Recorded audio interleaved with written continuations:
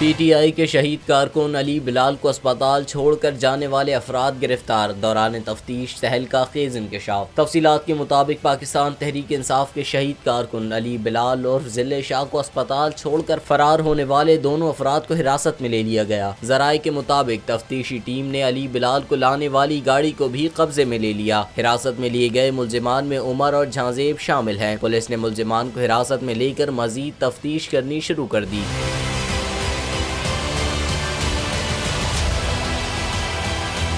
Police ज़राए ने दावा किया कि मुल्जिमान ने बयान दिया कि अली बिलाल की मौत हादसे की वजह से हुई और वाक़या फुटरेस स्टेडियम पर पेश आया। पुलिस ज़राए का कहना है कि मुल्जिमान से मजीद तफ्तीश का अमल जारी है। वाज़ेह रहे कि 3 रोज़ कबल पीटीआई कारकुन मुबैना तौर पर पुलिस तशद्दुद से शहीद हो गया था। पोस्टमार्टम रिपोर्ट में मकतूल कारकुन पर तशद्दुद साबित हुआ। रिपोर्ट में बताया गया कि शहीद अली बिलाल के सर पर गहरी चोट थी और खोपड़ी का एक हिस्सा बुरी तरह मुतासिर था। इसके अलावा जिस्म के नाजुक अज़ा पर भी बदतरीन तशद्दुद के निशानात थे।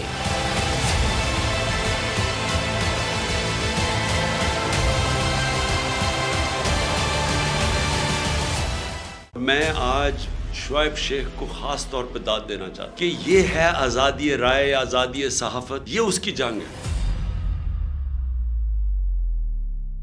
हर किस्म के दबाव के बावजूद शुएब शेख खड़े रहे इस मुल्क की उस सहाफत के साथ जो जमहूरियत का हुस्न है। एक वो सहाफत जो किसी प्रेशर में नहीं आती, जो किसी एस्टेब्लिशमेंट से नहीं खौफजदा होती। ये जो डाकू मुसल्लत किए गए हैं, इनकी रिश्वत नहीं लेती, वो है इस मुल्क की असासा। सहाफत वो असासा बन जाता है।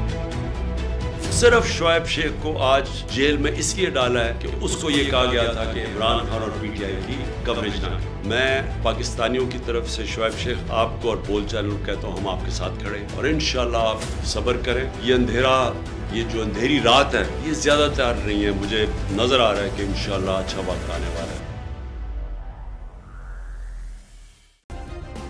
सब्सक्राइब करें और बेल दबाएं ताकि कोई खबर रह न जाए।